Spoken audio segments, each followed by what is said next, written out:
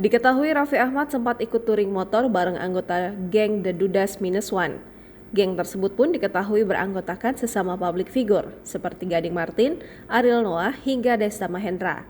Menariknya, geng motor tersebut hampir semua anggotanya memiliki kesamaan, yakni sama-sama menyandang status duda alias pernah berumah tangga namun berakhir perceraian.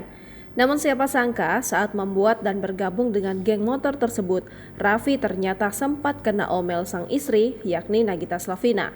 Melansir dari postingan akun Instagram @rans.entertainment yang diunggah pada Senin 24 Juni 2024, Nagita Slavina rupanya ngomel perkara nama dari geng tersebut.